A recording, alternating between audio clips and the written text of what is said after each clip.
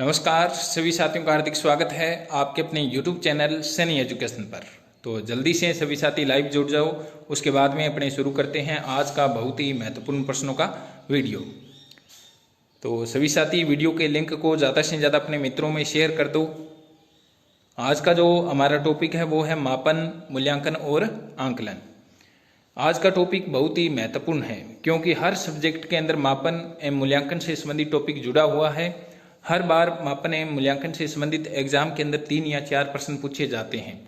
तो सभी साथी वीडियो के लिंक को ज़्यादा से ज़्यादा अपने मित्रों में शेयर कर दो ताकि सबको इसका फायदा हो सके। जल्दी से सभी साथी जुड़ जाओ। उसके बाद में अपने शुरू करते हैं। तो आज के इस वीडियो का पहला प्रश्न है आपके सामने कि मूल्यांकन किन 2 शब्दों से मिलकर बना है। आपके सामने पहला ऑप्शन है मूल्य प्लस में अंकन, 2 नंबर ऑप्शन है मूल्य प्लस में आंकलन, 3 नंबर है मूल्य प्लस में अंकन और 4 नंबर है मूल्य प्लस में आंकलन। जल्दी से बताएं सभी साथी इसका आंसर क्या होगा। मूल्यांकन किन 2 शब्दों से मिलकर बना है। आपके सामने 4 ऑप्शन है, उनमें से बताना है। जल्दी से बताएं सभी साथी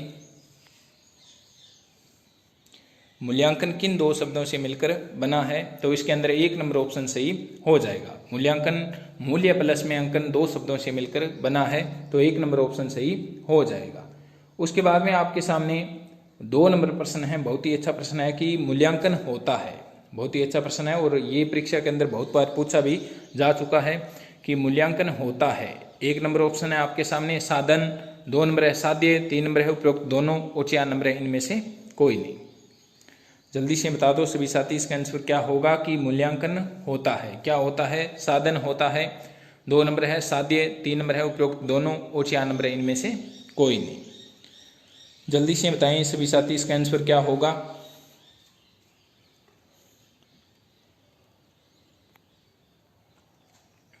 तो इसके अंदर आपके सामने जो 1 नंबर ऑप्शन दे रखा है वो सही हो जाएगा।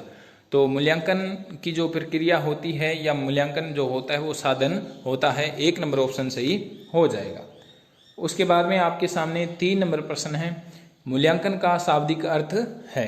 आपके सामने पहला ऑप्शन है मूल्य का अंकन, 2 नंबर है मूल्य का निश्चयीकरण और 3 नंबर है उपरोक्त दोनों और 4 नंबर है मूल्य का निर्देशन।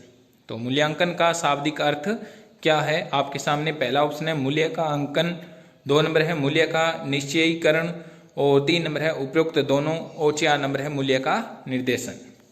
जल्दी से बताएं सभी साथी इसका आंसर क्या होगा।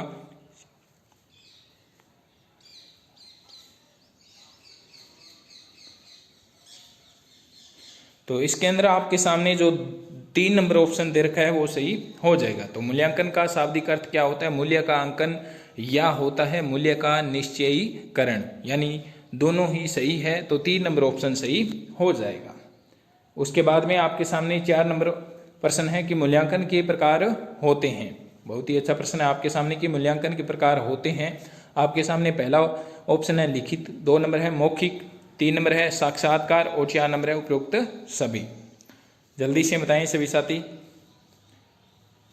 मूल्यांकन के प्रकार होते हैं। पहला ऑप्शन है आपके सामने लिखित, 2 नंबर है मौखिक, 3 नंबर है साक्षात्कार और 4 नंबर है उपरोक्त सभी।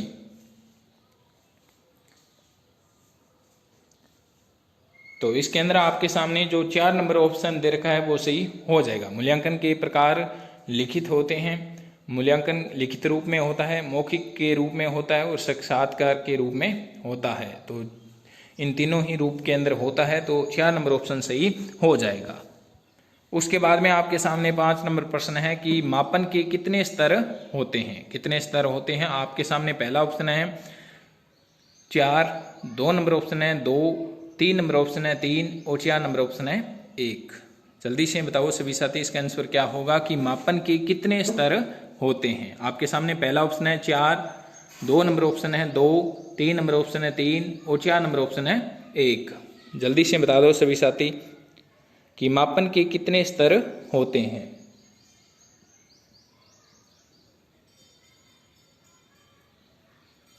तो इसके अंदर आपके सामने जो 1 नंबर ऑप्शन दे रखा है वो सही हो जाएगा। मापन के 4 स्तर होते हैं।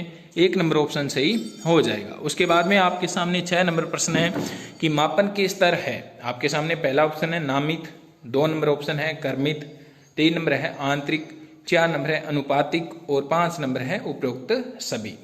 जल्दी से बताएं सभी साथी इसका आंसर क्या होगा कि मापन के स्तर है।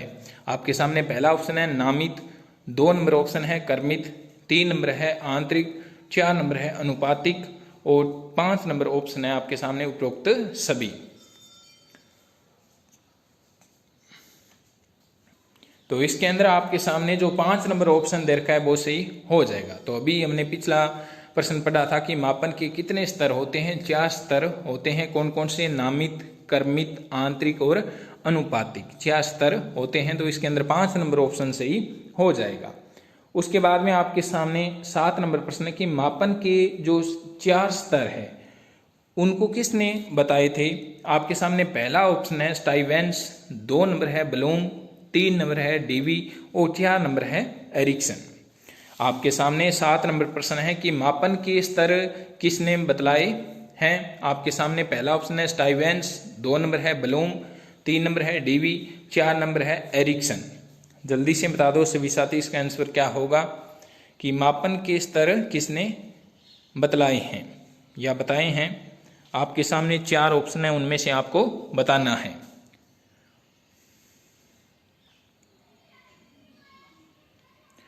तो इसके अंदर आपके सामने जो 1 नंबर ऑप्शन दे रखा है वो सही हो जाएगा। मापन के स्तर किसने बतलाए हैं या किसने बताए हैं, तो स्टाइवेंस ने बताए हैं, 4 स्तर बताए हैं। उसके बाद में आपके सामने 8 नंबर प्रश्न है कि मूल्यांकन की प्रक्रिया संबंधित है। बहुत ही अच्छा प्रश्न है आपके सामने कि मूल्यांकन की प्रक्रिया संबंधित है। आपके सामने पहला ऑप्शन है ज्ञानात्मक उद्देश्य से, 2 नंबर ऑप्शन है आपके सामने भावात्मक उद्देश्य से, 3 नंबर ऑप्शन है क्रियात्मक उद्देश्य से और 4 नंबर है उपरोक्त सभी से। जल्दी से बताएं सभी साथी इसका आंसर क्या होगा। मूल्यांकन की प्रक्रिया से संबंधित है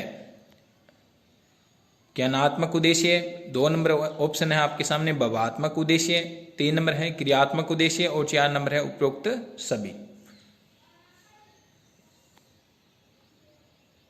तो इसके अंदर आपके सामने जो 4 नंबर ऑप्शन दे रखा है वो सही हो जाएगा। तो मूल्यांकन की प्रक्रिया से संबंधित है ज्ञानात्मक उद्देश्य, भावात्मक उद्देश्य और क्रियात्मक उद्देश्य। ये सारे उद्देश्य मूल्यांकन की प्रक्रिया से संबंधित है।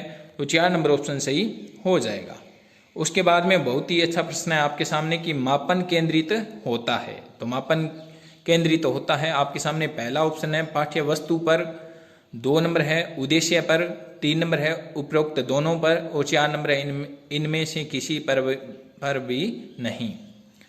जल्दी से बताएं सभी साथी इसका आंसर क्या होगा कि मापन केंद्रित होता है। किस पे केंद्रित होता है? पाठ्य वस्तु पर, उद्देश्य पर, 3 नंबर है उपरोक्त दोनों पर और 4 नंबर है इनमें से किसी पर भी नहीं। मापन केंद्रित होता है। जल्दी से बताएं, बहुत ही महत्वपूर्ण प्रश्न है और बहुत बार ये एग्जाम के अंदर पूछा जा चुका है। तो इसके अंदर आपके सामने जो 1 नंबर ऑप्शन दे रखा है वो सही हो जाएगा। जो मापन होता है वो पाठ्य वस्तु पर केंद्रित होता है, 1 नंबर ऑप्शन सही हो जाएगा। उसके बाद में आपके सामने 10 नंबर प्रश्न है कि शैक्षिक मूल्यांकन के उद्देश्य है। आपके सामने 10 नंबर प्रश्न है कि शैक्षिक मूल्यांकन के उद्देश्य है। आपके सामने पहला ऑप्शन है अधिगम अनुभव क्रियाएं, 2 नंबर है शिक्षण उद्देश्य, 3 नंबर है विषय वस्तु, 4 नंबर ऑप्शन है आपके सामने मूल्यांकन पद्धति या उपकरण और 5 नंबर है उपरोक्त सभी। जल्दी से बताएं सभी साथी इसका आंसर क्या होगा कि शैक्षिक मूल्यांकन के उद्देश्य है। क्या उद्देश्य है? अधिगम अनुभव क्रियाएं, 2 नंबर है शिक्षण उद्देश्य, 3 नंबर है विषय वस्तु और 4 नंबर है मूल्यांकन पद्धति या उपकरण और 5 नंबर है उपरोक्त सभी।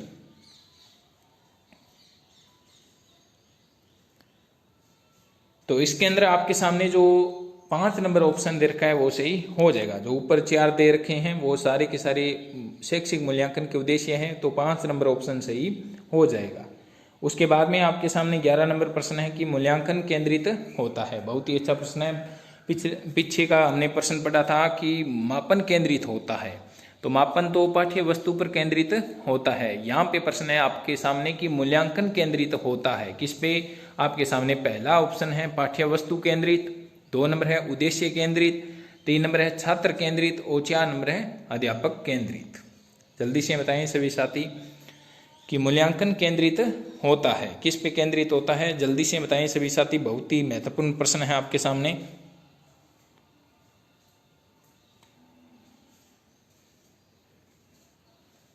जल्दी से बताएं सभी साथी। तो इसके अंदर आपके सामने जो 3 नंबर ऑप्शन दे रखा है वो सही हो जाएगा। जो मूल्यांकन होता है वो छात्र केंद्रित होता है, 3 नंबर ऑप्शन सही हो जाएगा। उसके बाद में आपके सामने 12 नंबर प्रश्न है कि मापन की परिशुद्धता एवं उपयोगिता निर्भर करती है। मापन की परिशुद्धता एवं उपयोगिता निर्भर करती है। आपके सामने पहला ऑप्शन है मापनी पर, 2 नंबर है सोपान पर, 3 नंबर है प्रक्रिया पर और 4 नंबर है प्रयोजन पर। जल्दी से बता दो सभी साथी इसका आंसर क्या होगा कि मापन की परिशुद्धता एवं उपयोगिता निर्भर करती है। किस पे करती है आपको बताना है, जल्दी से बता दो।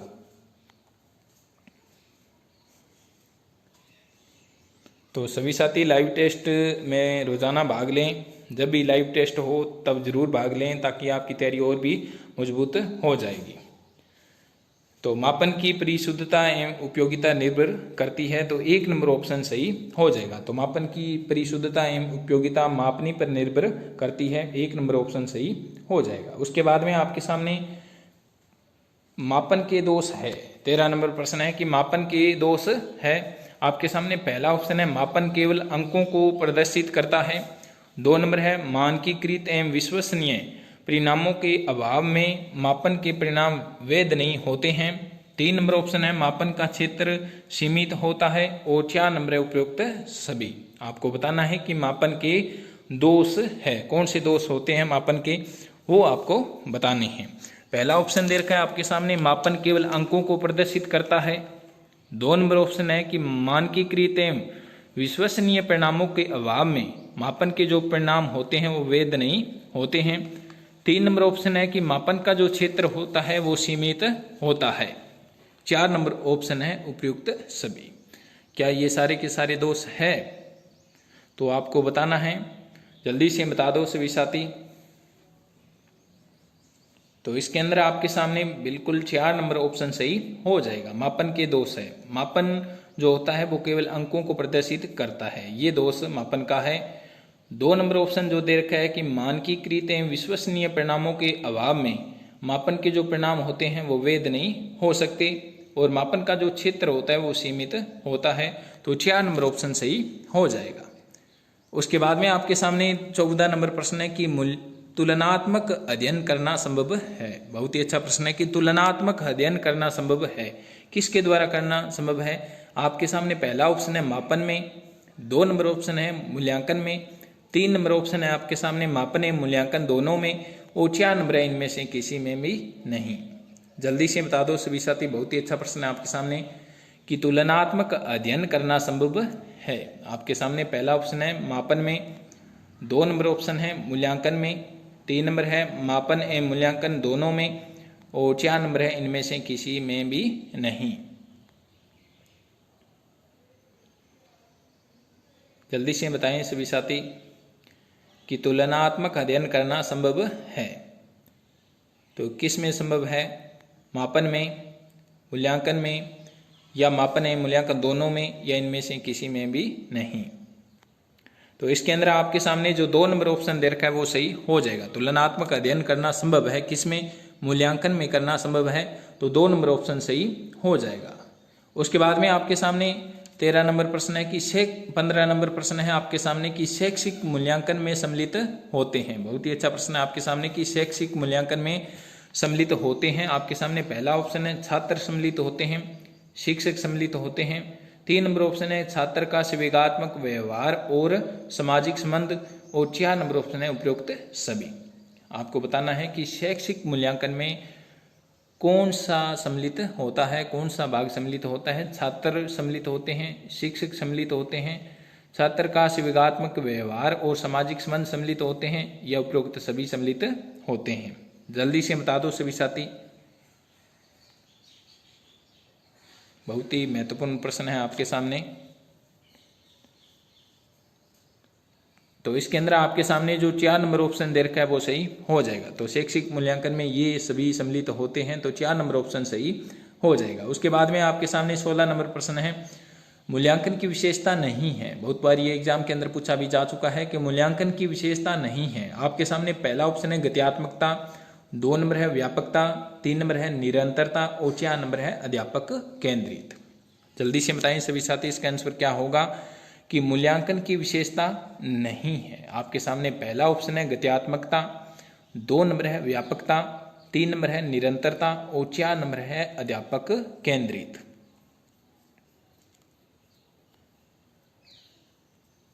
जल्दी से बताइए सभी साथी।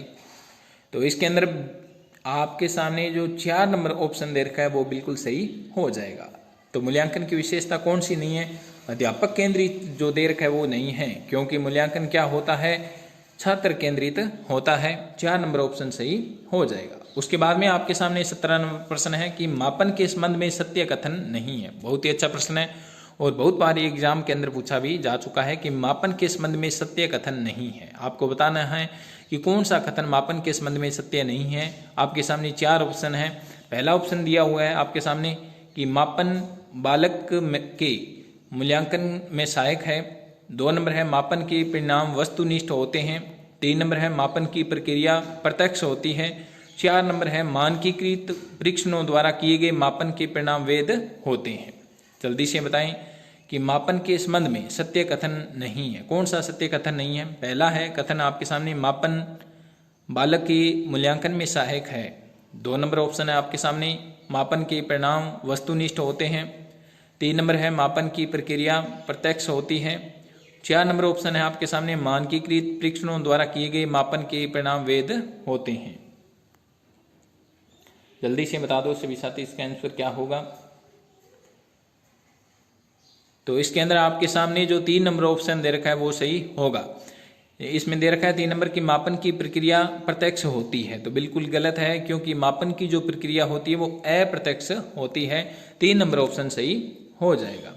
उसके बाद में आपके सामने 18 नंबर प्रश्न है कि मानसिक मापन शब्द का प्रयोग किसने किया था? मानसिक मापन शब्द का प्रयोग किसने किया था? पहला ऑप्शन है ब्लूम, 2 नंबर ऑप्शन है केटल, 3 नंबर है डेवी और 4 नंबर है एरिक्सन।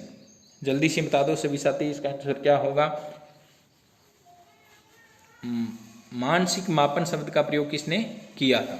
आपके सामने पहला ऑप्शन है ब्लूम, 2 नंबर है केटल, 3 नंबर है डेवी और 4 नंबर है एरिक्सन।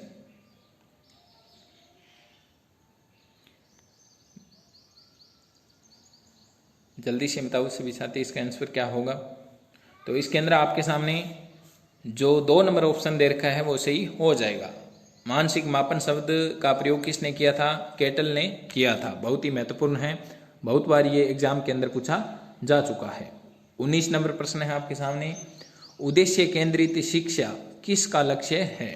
तो उद्देश्य केंद्रित शिक्षा किसका लक्ष्य है? आपके सामने पहला ऑप्शन है मूल्यांकन का, 2 नंबर है मापन का, 3 नंबर है आंकलन का और 4 नंबर है उपयुक्त सभी का। जल्दी से बताएं। बहुत ही अच्छा प्रश्न है आपके सामने। आज की इस वीडियो के अंदर बहुत ही महत्वपूर्ण प्रश्नों को लिया गया है, तो सभी साथी इस वीडियो को ज़्यादा से ज़्यादा अपने मित्रों में शेयर करें और वीडियो को लाइक करें। और यदि कोई साथी चैनल पर नया है तो चैनल को जरूर सब्सक्राइब करें, ताकि आगे भी आपको इस प्रकार के वीडियो मिलते रहें। तो उद्देश्य केंद्रित शिक्षा किसका लक्ष्य है? आपके सामने 4 ऑप्शन है, उनमें से बताना है। उद्देश्य केंद्रित शिक्षा किसका लक्ष्य है? आपके सामने जो 1 नंबर ऑप्शन दे रखा है वो सही हो जाएगा। तो उद्देश्य केंद्रित शिक्षा मूल्यांकन का लक्ष्य है, 1 नंबर ऑप्शन सही हो जाएगा।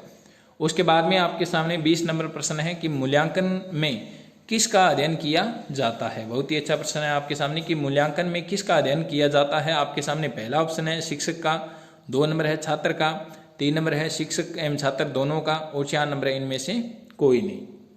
जल्दी से बता दो सभी साथी इसका आंसर क्या होगा कि मूल्यांकन में किसका अध्ययन किया जाता है। जल्दी से बताएं सभी साथी इसका आंसर क्या होगा। मूल्यांकन में किसका अध्ययन किया जाता है? शिक्षक का, छात्र का, या शिक्षक एवं छात्र दोनों का, या इनमें से किसी का भी नहीं। तो इसके अंदर आपके सामने जो 3 नंबर ऑप्शन दे रखा है वो सही हो जाएगा। मूल्यांकन में किसका अध्ययन किया जाता है? शिक्षक एवं छात्र दोनों का अध्ययन किया जाता है, तो 3 नंबर ऑप्शन सही हो जाएगा। उसके बाद में आपके सामने प्रश्न है कि मूल्यांकन में बल दिया जाता है। 21 नंबर प्रश्न है कि मूल्यांकन में बल दिया जाता है किस पे? आपके सामने पहला ऑप्शन है मात्रा पर, 2 नंबर है गुण पर, 3 नंबर है मूल्य पर और 4 नंबर है उपयुक्त सभी पर। जल्दी से बता दो सभी साथी, इसका आंसर क्या होगा कि मूल्यांकन में बल दिया जाता है किस पे? मात्रा पर, गुण पर, मूल्य पर या उपयुक्त सभी पर। जल्दी से बता दो सभी साथी, इसका आंसर क्या होगा कि मूल्यांकन में बल दिया जाता है किस पे दिया जाता है? मात्रा पर, गुण पर, मूल्य पर या उपयुक्त सभी पर। तो बिल्कुल सही है आपका 4 नंबर ऑप्शन सही हो जाएगा। मूल्यांकन में बल दिया जाता है तो मात्रा पर दिया जाता है, गुण पर दिया जाता है और मूल्य पर दिया जाता है, तो 4 नंबर ऑप्शन सही हो जाएगा। उसके बाद में आपके सामने 22 नंबर प्रश्न है कि मूल्यांकन की विशेषता है। आपके सामने पहला ऑप्शन है मूल्यांकन निरंतर चलने वाली प्रक्रिया है, 2 नंबर है मूल्यांकन शिक्षा प्रणाली का अभिन्न अंग है, 3 नंबर है पाठ्यक्रम में सुधार लाने की प्रक्रिया है और 4 नंबर ऑप्शन है उपयुक्त सभी। जल्दी से बता दो सभी साथी, इसका आंसर क्या होगा कि मूल्यांकन की विशेषता है। क्या है? मूल्यांकन निरंतर चलने वाली प्रक्रिया है, 2 नंबर है मूल्यांकन शिक्षा प्रणाली का अभिन्न अंग है, 3 नंबर है पाठ्यक्रम में सुधार लाने की प्रक्रिया है और 4 नंबर है उपयुक्त सभी है। जल्दी से बताओ सभी साथी, इसका आंसर क्या होगा?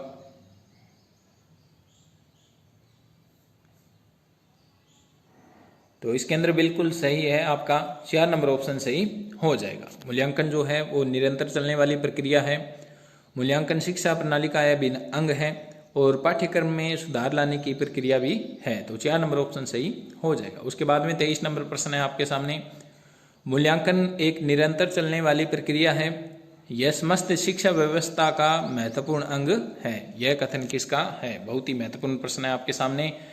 यदि मूल्यांकन से संबंधित कोई परिभाषा आती है तो ये परिभाषा जरूर पूछी जाती है, बहुत ही महत्वपूर्ण है, इसको रट लेना आप कि मूल्यांकन एक निरंतर चलने वाली प्रक्रिया है, यह समस्त शिक्षा व्यवस्था का महत्वपूर्ण अंग है, यह कथन किसका है? आपके सामने पहला ऑप्शन है डांडेकर का, 2 नंबर है जेम्स ली का, 3 नंबर है माइकेलिस का और 4 नंबर है कोठारी आयोग का। जल्दी से बता दो आप सभी साथी, इसका आंसर क्या होगा? मूल्यांकन एक निरंतर चलने वाली प्रक्रिया है, यह समस्त शिक्षा व्यवस्था का महत्वपूर्ण अंग है, यह कथन किसका है? तो इसके अंदर आपके सामने जो 1 नंबर ऑप्शन दे रखा है वो सही हो जाएगा, यह कथन किसका है? डांडेकर का है, 1 नंबर ऑप्शन सही हो जाएगा। उसके बाद में 24 नंबर प्रश्न है आपके सामने, मूल्यांकन की विशेषता नहीं है। आपको बताना है 4 ऑप्शन है आपके सामने, उनमें से मूल्यांकन की विशेषता कौन सी नहीं है। आपके सामने पहला ऑप्शन है मूल्यांकन के लिए मापन अनिवार्य है, 2 नंबर ऑप्शन है आपके लिए मूल्यांकन बहुमुखी होता है, 3 नंबर ऑप्शन है मूल्यांकन का क्षेत्र अत्यंत व्यापक है और 4 नंबर है मूल्यांकन एकांकी है। जल्दी से बता दो कि इन 4 ऑप्शनों में से कौन सी मूल्यांकन की विशेषता नहीं है। मूल्यांकन के लिए मापन अनिवार्य है, क्या यह विशेषता है मूल्यांकन की? 2 नंबर ऑप्शन है मूल्यांकन बहुमुखी होता है, क्या यह सही है? उसके बाद में 3 नंबर ऑप्शन है आपके सामने मूल्यांकन का क्षेत्र अत्यंत व्यापक है, क्या यह सही है? उसके बाद में 4 नंबर ऑप्शन है मूल्यांकन एकांकी है, क्या यह सही है? तो इसके अंदर आपके सामने जो 4 नंबर ऑप्शन दे रखा है वो सही हो जाएगा। मूल्यांकन की विशेषता कौन सी नहीं है? 4 नंबर ऑप्शन में जो दे रखी है कि मूल्यांकन एकांकी होता है वो नहीं है, तो 4 नंबर ऑप्शन सही हो जाएगा। उसके बाद में 25 नंबर प्रश्न है आपके सामने, मूल्यांकन प्रक्रिया के सोपान है। आपके सामने पहला ऑप्शन है उद्देश्य का निर्धारण, 2 नंबर है उद्देश्यों की प्राप्ति के लिए अध्ययन अध्यापन क्रियाओं का निर्धारण, 3 नंबर है मूल्यांकन की प्रविधियां का चयन एवं निर्माण और 4 नंबर है उपयुक्त सभी। जल्दी से बताएं कि मूल्यांकन प्रक्रिया के सोपान है, कौन से सोपान है मूल्यांकन प्रक्रिया के? आपके सामने 4 ऑप्शन है, उनमें से बताना है। जल्दी से बताओ सभी साथी, इसका आंसर क्या होगा कि मूल्यांकन प्रक्रिया के सोपान है। पहला ऑप्शन है आपके सामने उद्देश्य का निर्धारण, 2 नंबर है उद्देश्यों की प्राप्ति के लिए अध्ययन अध्यापन क्रियाओं का निर्धारण, 3 नंबर है मूल्यांकन की प्रविधियां का चयन एवं निर्माण, और 4 नंबर है उपरोक्त सभी। तो इसके अंदर आपके सामने जो 4 नंबर ऑप्शन दे रखा है वो सही हो जाएगा। तो मूल्यांकन प्रक्रिया के कितने सोपान होते हैं? 3 होते हैं जो आपको ऑप्शनों में दे रखे हैं। पहला सोपान होता है उद्देश्य का निर्धारण, 2 नंबर इसका सोपान होता है कि उद्देश्यों की प्राप्ति के लिए अध्ययन अध्यापन क्रियाओं का निर्धारण। उसके बाद में 3 नंबर ऑप्शन दे रखा है मूल्यांकन की प्रविधियों का चयन एवं निर्माण, 4 नंबर दे रहे उपरोक्त सभी। तो सारे ये मूल्यांकन प्रक्रिया के सोपान है, तो 4 नंबर ऑप्शन सही हो जाएगा। उसके बाद में 26 नंबर प्रश्न है आपके सामने की पढ़ने की योग्यता उच्चारण की जांच के लिए कौन सी परीक्षा ली जाती है? बहुत ही अच्छा प्रश्न है आपके सामने की पढ़ने की योग्यता उच्चारण की जांच के लिए कौन सी परीक्षा ली जाती है? आपके सामने पहला ऑप्शन है लिखित परीक्षा, 2 नंबर है प्रायोगिक परीक्षा, 3 नंबर है मौखिक परीक्षा, और 4 नंबर है उपरोक्त सभी। जल्दी से बताएं कि पढ़ने की योग्यता उच्चारण की जांच के लिए कौन सी परीक्षा ली जाती है? लिखित परीक्षा, प्रायोगिक परीक्षा, 3 नंबर है मौखिक परीक्षा, और 4 नंबर है उपरोक्त सभी। जल्दी से बताएं सभी साथी।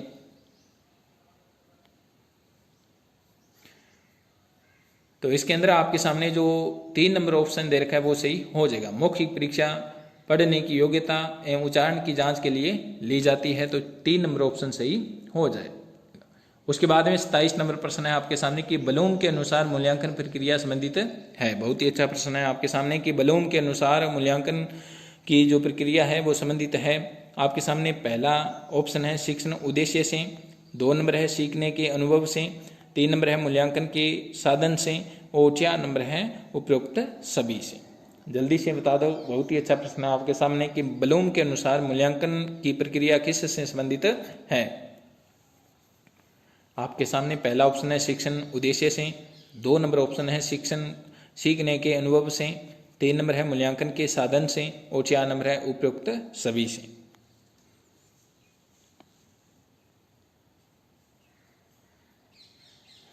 तो इसके अंदर आपके सामने जो 4 नंबर ऑप्शन दे रखा है वो सही हो जाएगा। ब्लूम के अनुसार मूल्यांकन प्रक्रिया संबंधित है सीखने के उद्देश्य से, शिक्षण के उद्देश्य से, सीखने के अनुभव से, और मूल्यांकन के साधन से, तो 4 नंबर ऑप्शन सही हो जाएगा। उसके बाद में 28 नंबर प्रश्न है आपके सामने मूल्यांकन का निकटतम संबंध होता है। आपके सामने पहला ऑप्शन है अधिगम अनुभव से, 2 नंबर है मूल्यांकन प्रविधियों से, 3 नंबर है विषय वस्तु से, और 4 नंबर है उपरोक्त सभी से। आपको बताना है कि मूल्यांकन का निकटतम संबंध किससे होता है। आपके सामने पहला ऑप्शन है अधिगम अनुभव से, 2 नंबर है मूल्यांकन प्रविधियों से, 3 नंबर है विषय वस्तु से, और 4 नंबर है उपरोक्त सभी से। जल्दी से बता दो सभी साथी इसका आंसर क्या होगा।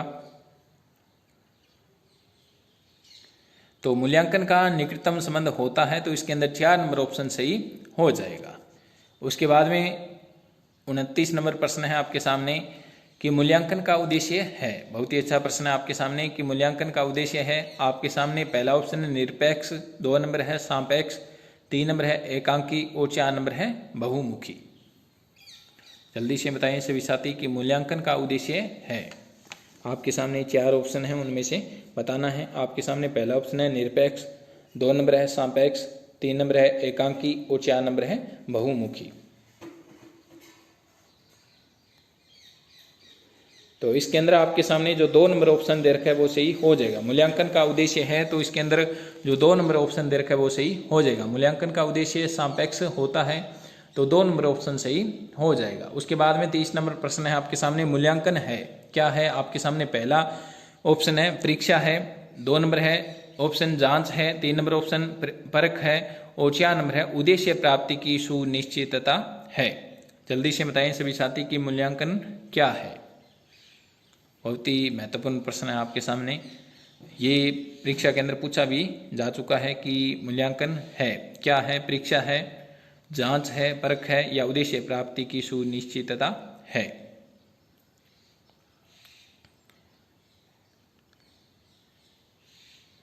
तो इसके अंदर आपके सामने जो 4 नंबर ऑप्शन दे रखा है वो सही हो जाएगा। मूल्यांकन क्या है, उद्देश्य प्राप्ति की सुनिश्चितता है, 4 नंबर ऑप्शन सही हो जाएगा। उसके बाद में 31 नंबर प्रश्न है आपके सामने मूल्यांकन का उद्देश्य है क्या है। आपके सामने पहला ऑप्शन है पाठ्यक्रम में आवश्यक संशोधन, 2 नंबर है परीक्षा प्रणाली में सुधार करना, 3 नंबर है विद्यार्थियों को उत्तम ढंग से पढ़ाना और 4 नंबर है उपरोक्त सभी। जल्दी से बताएं सभी साथी कि मूल्यांकन का उद्देश्य है क्या है। पाठ्यक्रम में आवश्यक संशोधन करने का उद्देश्य है। 2 नंबर है परीक्षा प्रणाली में सुधार करने का उद्देश्य है। 3 नंबर है विद्यार्थियों को उत्तम ढंग से पढ़ाने का उद्देश्य है और 4 नंबर है उपरोक्त सभी। तो बताइए कि मूल्यांकन का उद्देश्य क्या है। जल्दी से बता दो सभी साथी इसका आंसर क्या होगा।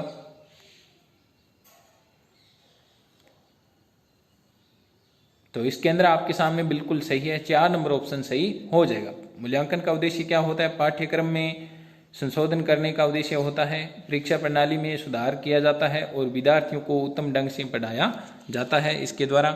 तो 4 नंबर ऑप्शन सही हो जाएगा। उसके बाद में 32 नंबर प्रश्न है आपके सामने, मूल्यांकन की प्रमुख विशेषता है। मूल्यांकन की प्रमुख विशेषता क्या है आपके सामने। पहला ऑप्शन है वैधता, 2 नंबर है विश्वसनीयता, 3 नंबर है वस्तुनिष्ठता और 4 नंबर है उपयुक्त सभी। जल्दी से बताएं कि मूल्यांकन की प्रमुख विशेषता है। बहुत ही महत्वपूर्ण प्रश्न है आपके सामने।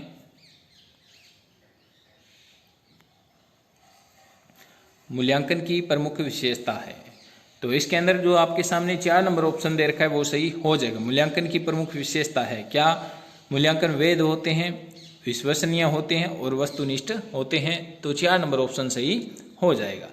उसके बाद में आपके सामने 33 नंबर प्रश्न है, मूल्यांकन की प्रक्रिया को त्रिकोणात्मक रूप से किसने प्रस्तुत किया। बहुत ही अच्छा प्रश्न है कि मूल्यांकन की प्रक्रिया को त्रिकोणात्मक रूप से किसने प्रस्तुत किया। आपके सामने पहला ऑप्शन है रूसो, 2 नंबर है जॉन डीवी, 3 नंबर है डॉक्टर वीएस ब्लूम और 4 नंबर ऑप्शन है किल पैट्रिक। आपको बताना है कि मूल्यांकन की प्रक्रिया को त्रिकोणात्मक रूप से किसने प्रस्तुत किया, यानी मूल्यांकन को त्रिध्रुवीय प्रक्रिया किसने बताया था। आप जल्दी से बताना है सभी साथी, इसका आंसर बताएं। मूल्यांकन की प्रक्रिया को त्रिकोणात्मक रूप से किसने प्रस्तुत किया।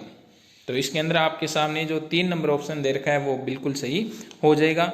डॉक्टर वीएस ब्लूम ने मूल्यांकन की प्रक्रिया को त्रिध्रुवीय प्रक्रिया बताया था और शिक्षा को त्रिध्रुवीय प्रक्रिया किसने बताया था, जॉन डीवी ने बताया था। 34 नंबर प्रश्न है आपके सामने, मूल्यांकन की मुख्य युक्तियां है। बहुत ही अच्छा प्रश्न है आपके सामने कि मूल्यांकन की मुख्य युक्तियां हैं आपके सामने। पहला ऑप्शन है परीक्षाएं, 2 नंबर है निरीक्षण, 3 नंबर है प्रश्नावली और 4 नंबर है सभी। जल्दी से बता दो सभी साथी इसका आंसर क्या होगा। मूल्यांकन की मुख्य युक्तियां है।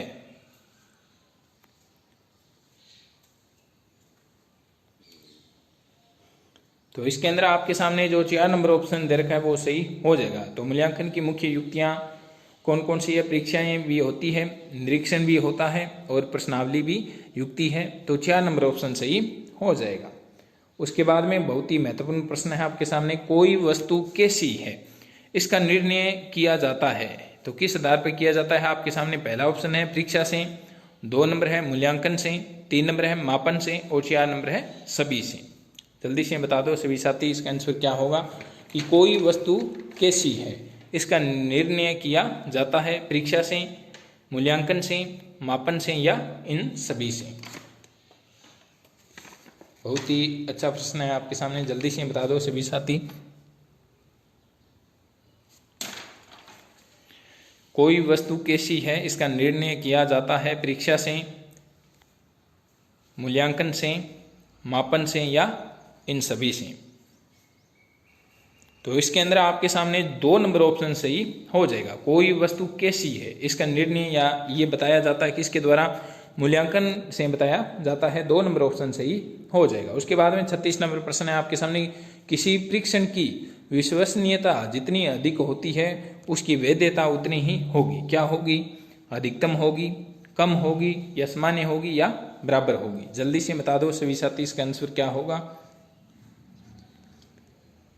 किसी परीक्षण की विश्वसनीयता जितनी अधिक होगी उसकी वैधता उतनी ही होगी। क्या होगी, जल्दी से बता दो सभी साथी। बहुत ही महत्वपूर्ण प्रश्न है आपके सामने। तो इसके अंदर क्या हो जाएगा, आपके सामने जो 1 नंबर ऑप्शन दे रखा है वो सही हो जाएगा। कोई भी परीक्षण जितना अधिक विश्वसनीय होगा उसकी वैधता उतनी अधिक होगी, अधिकतम होगी, तो 1 नंबर ऑप्शन सही हो जाएगा। उसके बाद में 41 नंबर प्रश्न है आपके सामने, मूल्यांकन की प्रकृति है। बहुत ही अच्छा प्रश्न है कि मूल्यांकन की प्रकृति है क्या, कैसी है प्रकृति। आपके सामने पहला ऑप्शन है निदानात्मक होती है, 2 नंबर है उपचारात्मक, 3 नंबर है उपरोक्त दोनों, और 4 नंबर है इनमें से कोई नहीं। जल्दी से बताएं कि मूल्यांकन की प्रकृति है कैसी होती है। आपके सामने पहला ऑप्शन है निदानात्मक, 2 नंबर है उपचारात्मक, 3 नंबर है उपरोक्त दोनों, और 4 नंबर है इनमें से कोई नहीं। जल्दी से बताएं सभी साथी इसका आंसर क्या होगा कि मूल्यांकन की प्रकृति है निदानात्मक होती है या उपचारात्मक होती है या उपयुक्त दोनों होती है या इनमें से कोई नहीं।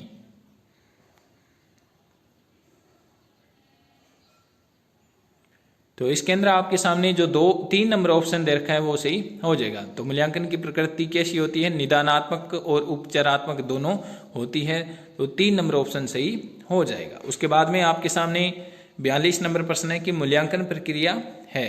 आपके सामने पहला ऑप्शन है नकारात्मक, 2 नंबर है सकारात्मक, 3 नंबर है उपयुक्त दोनों, और 4 नंबर है इनमें से कोई नहीं।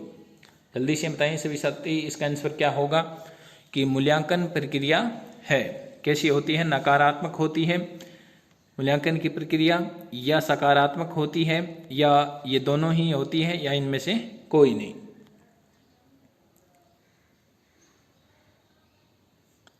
तो मूल्यांकन की जो प्रक्रिया होती है वो सकारात्मक होती है, तो 2 नंबर ऑप्शन सही हो जाएगा। उसके बाद में आपके सामने बहुत ही महत्वपूर्ण प्रश्न है और बहुत बार ये एग्जाम के अंदर पूछा भी जा चुका है। किसके अनुसार मूल्यांकन का आधार शैक्षिक उद्देश्यों को प्राप्त करना है। आपके सामने बहुत ही महत्वपूर्ण प्रश्न है कि किसके अनुसार मूल्यांकन का आधार शैक्षिक उद्देश्यों को प्राप्त करना है। आपके सामने पहला ऑप्शन है ब्लूम, 2 नंबर है क्लार, 3 नंबर है स्पेंसर, और 4 नंबर है डीवी। जल्दी से बता दो साथियों कि इसका आंसर क्या होगा। यहाँ पे नोट करना कि मूल्यांकन का आधार क्या है, शैक्षिक उद्देश्यों को प्राप्त करना है, ये चीज नोट करना। किसके अनुसार मूल्यांकन का आधार शैक्षिक उद्देश्यों को प्राप्त करना है। आपके सामने पहला ऑप्शन है ब्लूम, 2 नंबर है क्लार, 3 नंबर है स्पेंसर, और 4 नंबर है डीवी। जल्दी से बता दो सभी साथी इसका आंसर क्या होगा। तो इसके अंदर आपके सामने जो 1 नंबर ऑप्शन दे रखा है वो सही हो जाएगा कि मूल्यांकन का आधार शैक्षिक उद्देश्यों को प्राप्त करना है। यह कथन या यह किसने कहा है, ब्लूम ने कहा है। 1 नंबर ऑप्शन सही हो जाएगा। उसके बाद में 45 नंबर प्रश्न है, बिल्कुल सेम ही है, वैसा का वैसा है, लेकिन आप उसको नोट करना कि क्या चीज अलग दे रखी है कि किसके अनुसार मूल्यांकन का आधार शिक्षण उद्देश्यों को प्राप्त करना है। पिछले प्रश्न के अंदर हमने पढ़ा था शैक्षिक उद्देश्यों को, और यहाँ पे लिखा हुआ है शिक्षण उद्देश्यों को प्राप्त करना है। आपके सामने पहला ऑप्शन है ब्लूम, 2 नंबर है क्लार, 3 नंबर है स्पेंसर, और 4 नंबर है डीवी। यदि आपसे पूछें शैक्षिक उद्देश्यों को प्राप्त करने के, तब तो हमने पढ़ लिया कि उसका ऑप्शन क्या था, ब्लूम होगा। और अब की बार हमारे पास प्रश्न है कि मूल्यांकन का आधार शिक्षण उद्देश्यों को प्राप्त करना है, तो इसका ऑप्शन कौन सा सही होगा, जल्दी से बताएं सभी साथी। बहुत ही महत्वपूर्ण प्रश्न है। तो इसके अंदर आपके सामने जो 3 नंबर ऑप्शन दे रखा है वो सही हो जाएगा। शिक्षण उद्देश्यों का पूछे कि मूल्यांकन का आधार शिक्षण उद्देश्यों को प्राप्त करना है, तो इसका क्या हो जाएगा आंसर, स्पेंसर हो जाएगा। 3 नंबर ऑप्शन सही हो जाएगा। उसके बाद में आपके सामने 46 नंबर प्रश्न है कि शैक्षिक मूल्यांकन के उद्देश्य होते हैं। शैक्षिक मूल्यांकन के उद्देश्य होते हैं, आपके सामने पहला ऑप्शन है 2 नंबर ऑप्शन है 3 नंबर ऑप्शन है 4, और 4 नंबर ऑप्शन है 5। शैक्षिक मूल्यांकन के उद्देश्य होते हैं, तो कितने होते हैं जल्दी से बताएं सभी साथी। तो आज प्रश्नों के अंदर मिस्टेक है, 45 के बाद 46। तो शैक्षिक मूल्यांकन के उद्देश्य होते हैं, आपके सामने पहला ऑप्शन है 2 नंबर ऑप्शन है 3 नंबर ऑप्शन है 4, और 4 नंबर ऑप्शन है 5। बहुत ही महत्वपूर्ण प्रश्न है आपके सामने कि शैक्षिक मूल्यांकन के उद्देश्य होते हैं। कितने होते हैं जल्दी से बता दो। तो इसके अंदर आपके सामने जो 3 नंबर ऑप्शन दे रखा है वो सही हो जाएगा। शैक्षिक मूल्यांकन के उद्देश्य 4 होते हैं, 3 नंबर ऑप्शन सही हो जाएगा। 47 नंबर प्रश्न है आपके सामने, मूल्यांकन का शाब्दिक अर्थ है। बहुत ही अच्छा प्रश्न है आपके सामने कि मूल्यांकन का शाब्दिक अर्थ है। आपके सामने पहला ऑप्शन है परीक्षा लेना, 2 नंबर है निर्णय लेना, 3 नंबर है जांच करना और 4 नंबर है निदान करना। जल्दी से बताएं सभी साथी इसका आंसर क्या होगा। मूल्यांकन का शाब्दिक अर्थ है परीक्षा लेना, निर्णय लेना, जांच करना, 4 नंबर है निदान करना। जल्दी से बताएं सभी साथी।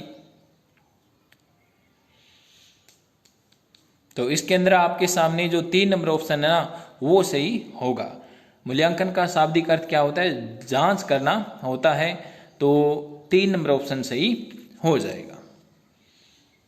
उसके बाद में आपके सामने 49 नंबर प्रश्न है, मापन व मूल्यांकन होते हैं। बहुत ही अच्छा प्रश्न है आपके सामने कि मापन व मूल्यांकन होते हैं। 1 नंबर ऑप्शन है आपके सामने योग्यता व क्षमता बोधक, 2 नंबर है गुण व संख्या बोधक, 3 नंबर है इनमें से कोई नहीं और 4 नंबर है संख्या व गुण बोधक। जल्दी से बताएं सभी साथी कि मापन व मूल्यांकन होते हैं। कैसे होते हैं आपके सामने पहला ऑप्शन है योग्यता व क्षमता बोधक, 2 नंबर है गुण व संख्या बोधक, 3 नंबर है इनमें से कोई नहीं और 4 नंबर है संख्या व गुण बोधक।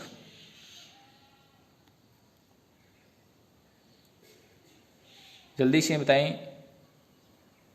यह प्रश्न एग्जाम के अंदर टेट के अंदर पूछा भी जा चुका है।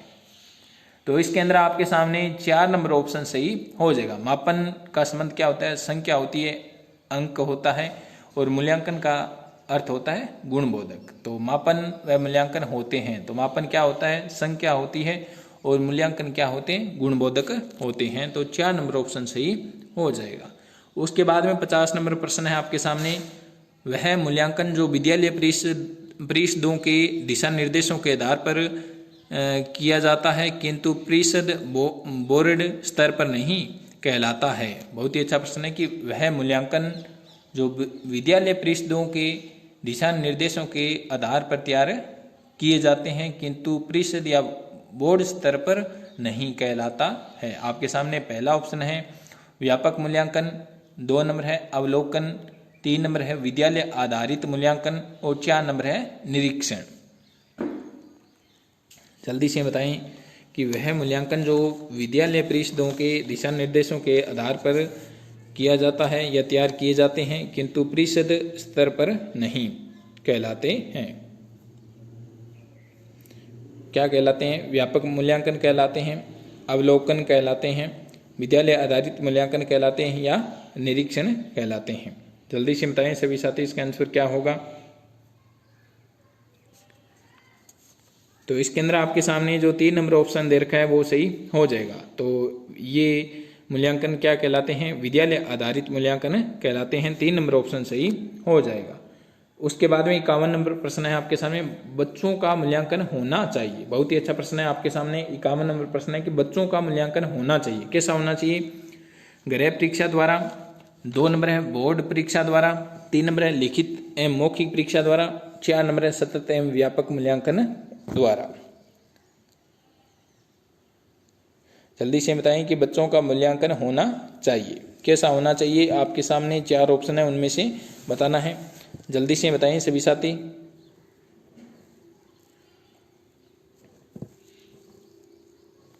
तो इसके अंदर आपके सामने जो 4 नंबर ऑप्शन दे रखा है वो सही हो जाएगा। बच्चों का मूल्यांकन होना चाहिए, कैसा होना चाहिए, सतत एवं व्यापक मूल्यांकन द्वारा होना चाहिए। तो 4 नंबर ऑप्शन सही हो जाएगा। उसके बाद में आपके सामने 53 नंबर प्रश्न है, अधिगम के अच्छे मूल्यांकन के मानदंड होते हैं। बहुत ही अच्छा प्रश्न है आपके सामने कि अधिगम के अच्छे मूल्यांकन के मानदंड होते हैं। आपके सामने पहला ऑप्शन है ये विश्वसनीय होते हैं, 2 नंबर है ये तुलनीय होते हैं, 3 नंबर है ये युक्ति संगत होते हैं और 4 नंबर है ये सभी। जल्दी से बताएं कि अधिगम के अच्छे मूल्यांकन के मानदंड कैसे होते हैं। आपके सामने पहला ऑप्शन है ये विश्वसनीय होते हैं, 2 नंबर है ये तुलनीय होते हैं, 3 नंबर ऑप्शन है ये युक्ति संगत होते हैं और 4 नंबर है ये सभी। जल्दी से बता दो सभी साथी इसका आंसर क्या होगा। तो इसके अंदर आपके सामने जो 4 नंबर ऑप्शन दे रखा है वो सही हो जाएगा। अधिगम के अच्छे मूल्यांकन के मानदंड ये सभी होते हैं, तो 4 नंबर ऑप्शन सही हो जाएगा। उसके बाद में आपके सामने 54 नंबर प्रश्न है कि मूल्यांकन के क्षेत्र है। मूल्यांकन के क्षेत्र है आपके सामने पहला ऑप्शन है संस्थागत क्षेत्र, 2 नंबर है व्यक्तिगत क्षेत्र, 3 नंबर ऑप्शन है उपरोक्त दोनों और 4 नंबर है इनमें से कोई नहीं। जल्दी से बताएं सभी साथी मूल्यांकन के क्षेत्र है आपके सामने पहला ऑप्शन है संस्थागत क्षेत्र, 2 नंबर है व्यक्तिगत क्षेत्र, 3 नंबर है उपरोक्त दोनों और 4 नंबर है इनमें से कोई नहीं। जल्दी से बता दो सभी साथी इसका आंसर क्या होगा कि मूल्यांकन के क्षेत्र है आपके सामने पहला ऑप्शन है संस्थागत क्षेत्र, 2 नंबर है व्यक्तिगत क्षेत्र, 3 नंबर है उपरोक्त दोनों और 4 नंबर है इनमें से कोई नहीं।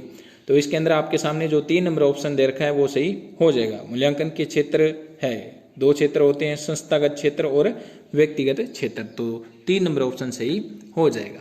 उसके बाद में आपके सामने 55 नंबर प्रश्न है कि निम्न में से अच्छे मूल्यांकन की विशेषता है। बहुत ही अच्छा प्रश्न है आपके सामने कि निम्न में से अच्छे मूल्यांकन की विशेषता है। आपके सामने पहला ऑप्शन है विश्वसनीयता, 2 नंबर है वैधता, 3 नंबर है व्यापकता और 4 नंबर है ये सभी। जल्दी से बताएं सभी साथी इसका आंसर क्या होगा। तो इसके अंदर बिल्कुल सही है आपका सभी का 4 नंबर ऑप्शन सही हो जाएगा। निम्न में से अच्छे मूल्यांकन की विशेषता क्या है? विश्वसनीय होते हैं, वैध होते हैं और व्यापक होते हैं, तो 4 नंबर ऑप्शन सही हो जाएगा। उसके बाद में 56 नंबर प्रश्न है आपके सामने शिक्षा में मूल्यांकन का क्षेत्र नहीं है। बहुत ही अच्छा प्रश्न है आपके सामने कि शिक्षा में मूल्यांकन का क्षेत्र नहीं है। आपके सामने पहला ऑप्शन है रुचि परीक्षा, 2 नंबर है अभिक्षमता परीक्षा, 3 नंबर है विवेकता और 4 नंबर है बुद्धि परीक्षा। जल्दी से बताओ, ये प्रश्न आपके सामने है, टेट के अंदर पूछा जा चुका है। शिक्षा में मूल्यांकन का क्षेत्र नहीं है। आपके सामने पहला ऑप्शन है रुचि परीक्षा, 2 नंबर है अभिक्षमता परीक्षा, 3 नंबर है विवेकता और 4 नंबर है बुद्धि परीक्षा।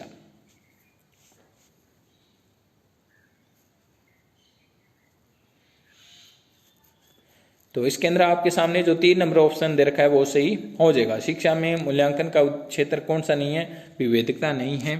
बाकी जो दे रखे हैं वो सही है, तो 3 नंबर ऑप्शन सही हो जाएगा। उसके बाद में 57 नंबर प्रश्न है आपके सामने निम्न में से क्या एक मूल्यांकन का महत्व नहीं है। बहुत ही अच्छा प्रश्न है आपके सामने कि निम्न में से क्या एक मूल्यांकन का महत्व नहीं है। आपके सामने पहला ऑप्शन है अधिगम कठिनाइयों को मालूम करना, 2 नंबर है कक्षा के उद्देश्यों को पूरा करना, 3 नंबर है विद्यार्थियों की समस्याओं को बढ़ाना, 4 नंबर ऑप्शन है विद्यार्थियों की प्रगति की रिपोर्ट तैयार करना।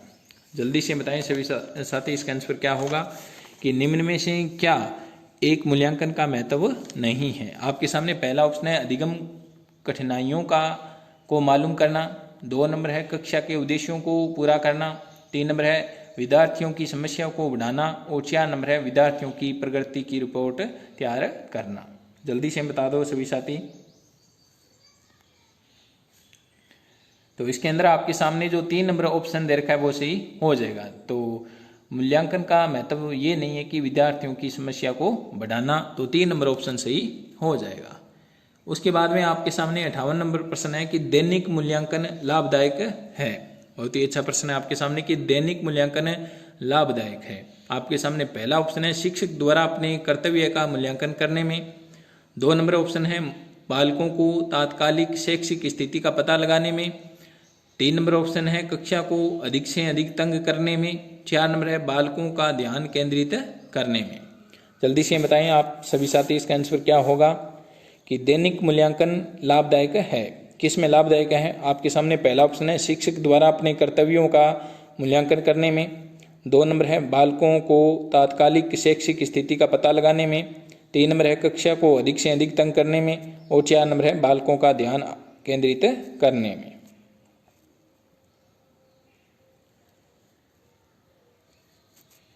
तो इसके अंदर आपके सामने जो 2 नंबर ऑप्शन दे रखा है वो सही हो जाएगा। दैनिक मूल्यांकन का लाभ क्या है? बालकों की तात्कालिक जो शैक्षिक स्थिति है उसका पता लगाने में सहायक होता है, तो 2 नंबर ऑप्शन सही हो जाएगा। उसके बाद में आपके सामने प्रश्न है कि मूल्यांकन सहायक है। किस में सहायक है? आपके सामने पहला ऑप्शन है संचयी अभिलेख तैयार करने में, 2 नंबर है अधिगम उद्देश्यों की प्राप्ति में, 3 नंबर है अध्यापक के व्यवहार में सुधार लाने में, और 4 नंबर है उपरोक्त सभी में। जल्दी से बताएं सभी साथी इसका आंसर क्या होगा।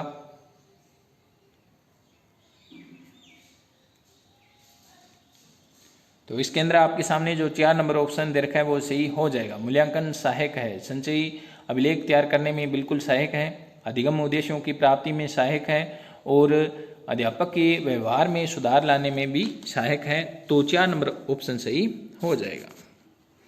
उसके बाद में आपके सामने प्रश्न है कि मूल्यांकन की प्रक्रिया को किस रूप में माना गया है। बहुत ही अच्छा प्रश्न है कि मूल्यांकन की प्रक्रिया को किस रूप में माना गया है। आपके सामने पहला ऑप्शन है त्रिभुजाकार, 2 नंबर है द्विविमीय, 3 नंबर है एकल, और 4 नंबर है चतुर्भुजाकार। जल्दी से बताएं सभी साथी, बहुत ही अच्छा प्रश्न है कि मूल्यांकन की प्रक्रिया को किस रूप में माना गया है। आपके सामने पहला ऑप्शन है त्रिभुजाकार, 2 नंबर है द्विविमीय, 3 नंबर है एकल, और 4 नंबर है चतुर्भुजाकार।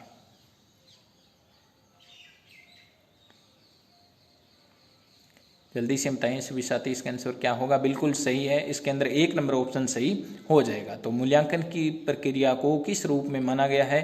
त्रिभुजाकार माना गया है। तो 1 नंबर ऑप्शन सही हो जाएगा। और किसने माना था, किसने बताई थी त्रिध्रुवीय प्रक्रिया? ब्लूम ने बताई थी। उसके बाद में 61 नंबर प्रश्न है आपके सामने, मूल्यांकन को व्यापक तभी माना जा सकता है जब आपके सामने 1 नंबर ऑप्शन है संपूर्ण विषय वस्तु का मूल्यांकन हो, 2 नंबर है सभी उद्देश्य मूल्यांकित किए जाएं, 3 नंबर है सभी अध्यापक मूल्यांकन करें, 4 नंबर है बच्चों के व्यक्तित्व के सभी पक्षों का मूल्यांकन हो। जल्दी से बताएं, ये प्रश्न टेट के अंदर पूछा जा चुका है कि मूल्यांकन को व्यापक तभी माना जा सकता है जब क्या हो। आपके सामने 4 ऑप्शन है। पहला ऑप्शन है संपूर्ण विषय वस्तु का मूल्यांकन हो, 2 नंबर ऑप्शन है सभी उद्देश्य मूल्यांकित किए जाएं, 3 नंबर है सभी अध्यापक मूल्यांकन करें, और 4 नंबर है बच्चों के व्यक्तित्व के सभी पक्षों का मूल्यांकन हो। जल्दी से बता दो सभी साथी इसका आंसर क्या होगा। तो इसके अंदर आपके सामने जो 4 नंबर ऑप्शन दे रखा है वो सही हो जाएगा। तो मूल्यांकन को व्यापक तभी माना जा सकता है जब बच्चों के व्यक्तित्व के सभी पक्षों का मूल्यांकन हो। तो 4 नंबर ऑप्शन सही हो जाएगा। उसके बाद में आपके सामने 22 नंबर प्रश्न है, व्यक्तित्व मूल्यांकन की सर्वश्रेष्ठ विधि है। बहुत ही अच्छा प्रश्न है आपके सामने कि व्यक्तित्व मूल्यांकन की सर्वश्रेष्ठ विधि है। आपके सामने पहला ऑप्शन है प्रश्नावली, 2 नंबर है प्रक्षेपण, 3 नंबर है केस अध्ययन, और 4 नंबर है इनमें से कोई नहीं। जल्दी से बताएं सभी साथी इसका आंसर क्या होगा। व्यक्तित्व मूल्यांकन की सर्वश्रेष्ठ विधि है, कौन सी है? प्रश्नावली है, प्रक्षेपण है, केस अध्ययन है, या इनमें से कोई नहीं।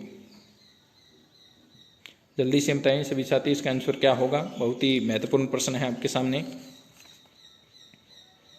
तो इसके अंदर आपके सामने जो 3 नंबर ऑप्शन दे रखा है वो सही हो जाएगा। व्यक्तित्व मूल्यांकन की सर्वश्रेष्ठ विधि किसे माना जाता है? केस स्टडी मेथड को माना जाता है। तो 3 नंबर ऑप्शन सही हो जाएगा। उसके बाद में 63 नंबर प्रश्न है आपके सामने, विद्यार्थी के अधिगम का मूल्यांकन प्रमुख रूप से होना चाहिए। बहुत ही अच्छा प्रश्न है आपके सामने कि विद्यार्थी के अधिगम का मूल्यांकन प्रमुख रूप से होना चाहिए। आपके सामने पहला ऑप्शन है प्रत्येक शिक्षा स्तर के अंत में, 2 नंबर है सतत एवं व्यापक प्रक्रिया से, 3 नंबर है वार्षिक प्रक्रिया से, 4 नंबर है प्रत्येक पाठ के अंत में। 63 नंबर प्रश्न है आपके सामने कि विद्यार्थी के अधिगम का मूल्यांकन प्रमुख रूप से होना चाहिए। आपके सामने पहला ऑप्शन है प्रत्येक शिक्षा सत्र के अंत में होना चाहिए, 2 नंबर ऑप्शन है सतत एवं व्यापक प्रक्रिया से होना चाहिए, 3 नंबर है वार्षिक प्रक्रिया से होना चाहिए, और 4 नंबर है प्रत्येक पाठ के अंत में होना चाहिए। तो इसके अंदर आपके सामने जो 3 नंबर ऑप्शन दे रखा है, 2 नंबर जो ऑप्शन दे रखा है वो सही हो जाएगा। विद्यार्थी के अधिगम का मूल्यांकन प्रमुख रूप से होना चाहिए, सतत एवं व्यापक प्रक्रिया के रूप में होना चाहिए, 2 नंबर ऑप्शन सही हो जाएगा। उसके बाद में आपके सामने प्रश्न है कि छात्रों द्वारा शिक्षकों के मूल्यांकन की सिफारिश की गई है। बहुत ही अच्छा प्रश्न है कि छात्रों द्वारा शिक्षकों के मूल्यांकन की सिफारिश की गई है। आपके सामने पहला ऑप्शन है रेडी समिति, 2 नंबर है राष्ट्रीय शिक्षा नीति, 3 नंबर है मेहरोत्रा समिति और 4 नंबर है अध्यापक शिक्षा परिषद। तो किस परिषद के द्वारा छात्रों द्वारा शिक्षकों के मूल्यांकन की सिफारिश की गई है? जल्दी से बताएं सभी साथी, बहुत ही महत्वपूर्ण प्रश्न है। ये बहुत बार टेट के अंदर पूछा भी जा चुका है। छात्रों द्वारा शिक्षकों के मूल्यांकन की सिफारिश की गई है, किस समिति द्वारा की गई है? रेड्डी समिति द्वारा, राष्ट्रीय शिक्षा नीति द्वारा, मेहरोत्रा समिति द्वारा और 4 नंबर है अध्यापक शिक्षा परिषद द्वारा। तो किस परिषद या नीति द्वारा छात्रों द्वारा शिक्षकों के मूल्यांकन की सिफारिश की गई है? तो इसके अंदर आपके सामने जो 3 नंबर ऑप्शन है वो सही हो जाएगा। तो मेहरोत्रा समिति के द्वारा छात्रों द्वारा शिक्षकों के मूल्यांकन की सिफारिश की गई है।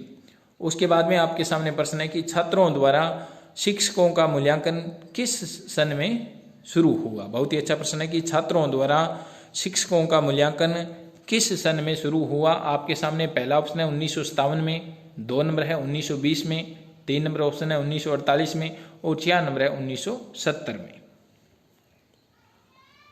जल्दी से बताएं सभी साथी, इसका आंसर क्या होगा? छात्रों द्वारा शिक्षकों का मूल्यांकन किस सन में शुरू हुआ?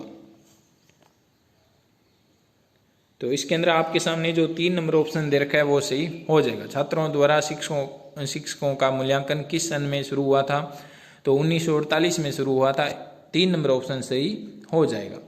उसके बाद में आपके सामने प्रश्न है कि मूल्यांकन का क्षेत्र होता है, कैसा होता है? आपके सामने पहला ऑप्शन है सीमित, 2 नंबर है संकुचित, 3 नंबर है व्यापक और 4 नंबर है इनमें से कोई नहीं।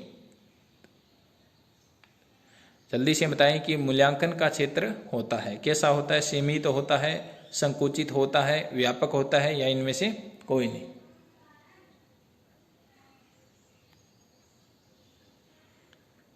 मूल्यांकन का क्षेत्र होता है, कैसा होता है? आपके सामने 4 ऑप्शन है, उनमें से बताना है। तो इसके अंदर आपके सामने जो 3 नंबर ऑप्शन दे रखा है वो सही हो जाएगा। मूल्यांकन का जो क्षेत्र होता है वो क्या था? व्यापक होता है। 3 नंबर ऑप्शन सही हो जाएगा। उसके बाद में आपके सामने छात्रों द्वारा शिक्षकों का मूल्यांकन आरंभ हुआ। बहुत ही अच्छा प्रश्न आपके सामने कि छात्रों द्वारा शिक्षकों का मूल्यांकन आरंभ हुआ। कब हुआ था? आपके सामने पहला ऑप्शन है संयुक्त राज्य अमेरिका, 2 नंबर है ऑस्ट्रेलिया, 3 नंबर है भारत में और 4 नंबर है इंग्लैंड में। जल्दी से बताएं, छात्रों द्वारा शिक्षकों का मूल्यांकन आरंभ हुआ, कब हुआ था? जल्दी से आपको बताना है, बहुत ही महत्वपूर्ण प्रश्न है। छात्रों द्वारा शिक्षकों का मूल्यांकन आरंभ हुआ था, किस देश से आरंभ हुआ था? जल्दी से बताएं सभी साथी। तो इसके अंदर आपके सामने जो 1 नंबर ऑप्शन दे रखा है वो सही हो जाएगा। तो संयुक्त राज्य अमेरिका में सर्वप्रथम छात्रों द्वारा शिक्षकों के मूल्यांकन की प्रक्रिया प्रारंभ हुई थी। और कब हुई थी? 1920 में प्रारंभ हुई थी। और ये भारत में कब हुई थी प्रारंभ? 1948 के अंदर प्रारंभ हुई थी। ये भी ध्यान रखना, यदि विश्व के अंदर पूछे तो 1920 में और भारत के अंदर पूछे तो 1948 में हुई थी। उसके बाद में आपके सामने 70 नंबर प्रश्न है कि मापन का कार्य है। मापन का कार्य है, आपके सामने पहला ऑप्शन है साफल्य, 2 नंबर है पूर्व कथन, 3 नंबर है निदान और 4 नंबर है उपरोक्त सभी। जल्दी से बताएं आप सभी साथी, इसका आंसर क्या होगा? मापन का कार्य है साफल्य, 2 नंबर है पूर्व कथन, 3 नंबर है निदान और 4 नंबर है उपरोक्त सभी। जल्दी से बताएं सभी साथी, इसका आंसर क्या होगा?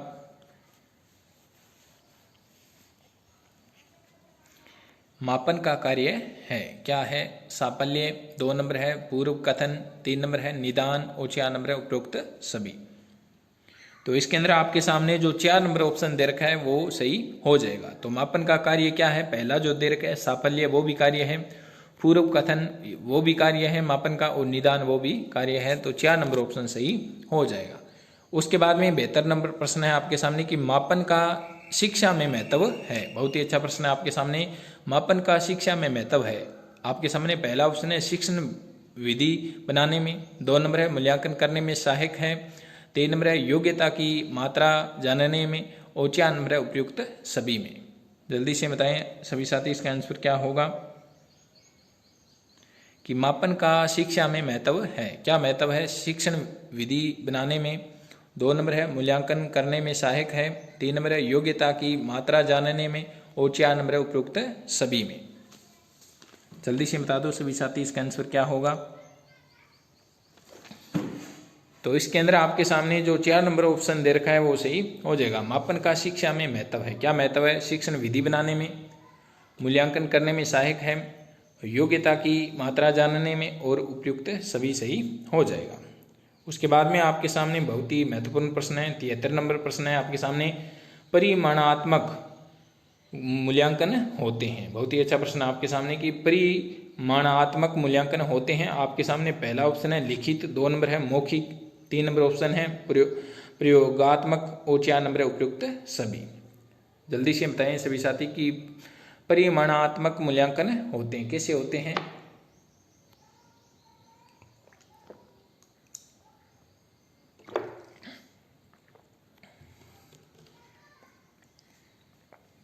तो इसके अंदर आपके सामने जो 4 नंबर ऑप्शन दे रखा है वो सही हो जाएगा। परिमाणात्मक मूल्यांकन कैसे होते हैं? लिखित होते हैं, मौखिक होते हैं और प्रयोगात्मक होते हैं। तो 4 नंबर ऑप्शन सही हो जाएगा। उसके बाद में आपके सामने प्रश्न है कि गुणात्मक मूल्यांकन होते हैं। बहुत ही अच्छा प्रश्न है आपके सामने कि गुणात्मक मूल्यांकन होते हैं। आपके सामने पहला ऑप्शन है साक्षात्कार, 2 नंबर है निरीक्षण, 3 नंबर है प्रश्नावली और 4 नंबर है उपयुक्त सभी। जल्दी से बताएं गुणात्मक मूल्यांकन होते हैं कैसे होते हैं? जल्दी से बताएं सभी साथी। तो इसके अंदर आपके सामने जो 4 नंबर ऑप्शन दे रखा है वो सही हो जाएगा। तो 4 नंबर ऑप्शन के अंदर जो दे रखा है उपयुक्त सभी वो सही हो जाएगा, क्योंकि गुणात्मक मूल्यांकन के प्रकार होते हैं साक्षात्कार, निरीक्षण और प्रश्नावली। तो 4 नंबर ऑप्शन सही हो जाएगा। उसके बाद में 75 नंबर प्रश्न है आपके सामने सर्वांगीण विकास हेतु क्या आवश्यक होता है। बहुत ही अच्छा प्रश्न है आपके सामने कि सर्वांगीण विकास हेतु क्या आवश्यक होता है। आपके सामने पहला ऑप्शन है मापन, 2 नंबर है सतत मूल्यांकन, 3 नंबर है सतत एवं व्यापक मूल्यांकन और 4 नंबर है आंकलन। जल्दी से बताएं सभी साथी कि सर्वांगीण विकास हेतु क्या आवश्यक होता है। क्या मापन आवश्यक होता है? क्या सतत मूल्यांकन आवश्यक होता है?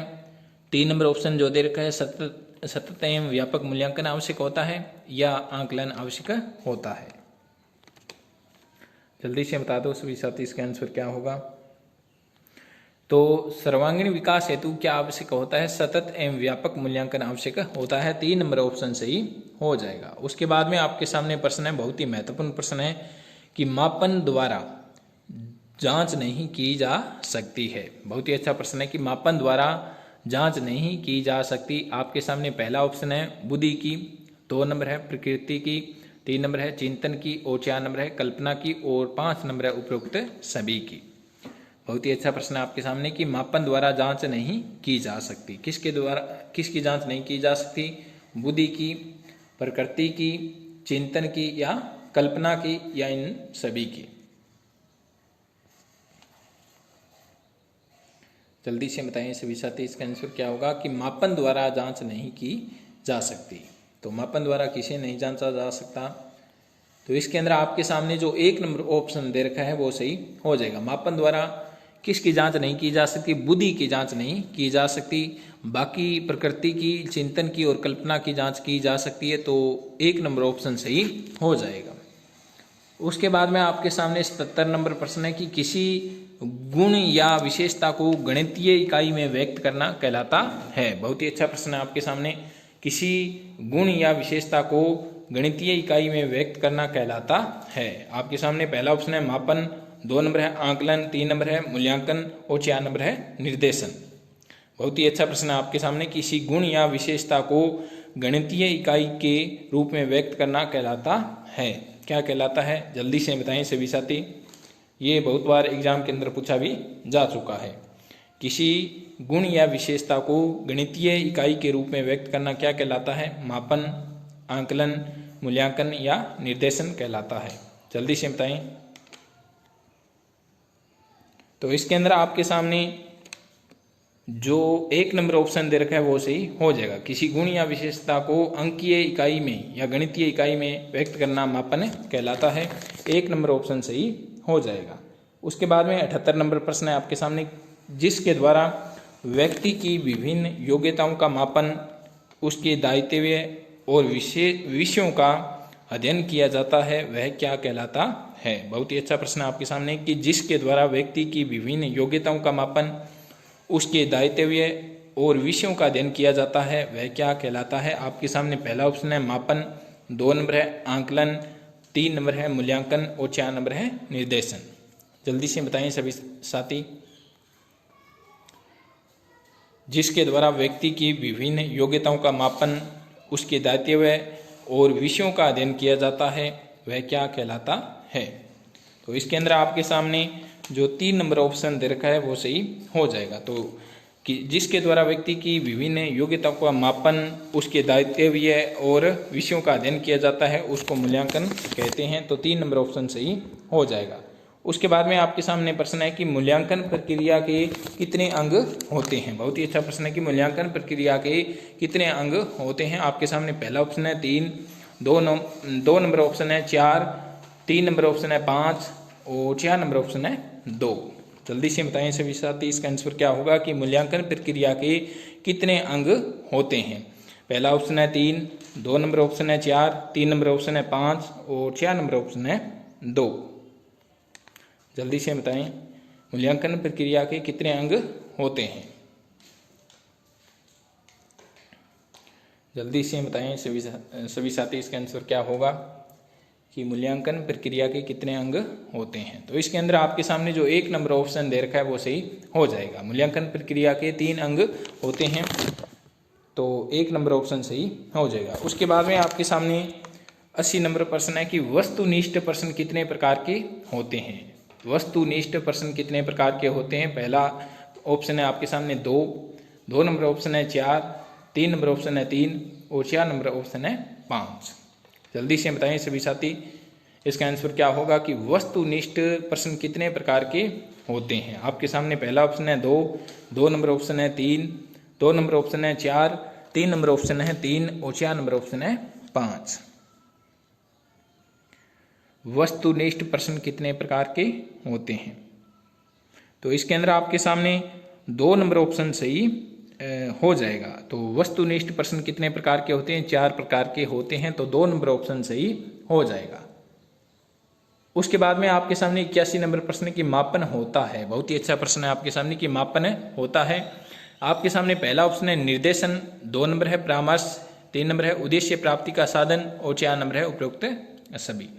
जल्दी से बताएं सभी साथी कि मापन होता है। 1 नंबर ऑप्शन है निर्देशन, 2 नंबर है परामर्श, 3 नंबर है उद्देश्य प्राप्ति का साधन और 4 नंबर है उपरोक्त सभी। जल्दी से बता दो सभी साथी, इसका आंसर क्या होगा कि मापन होता है। कैसा होता है।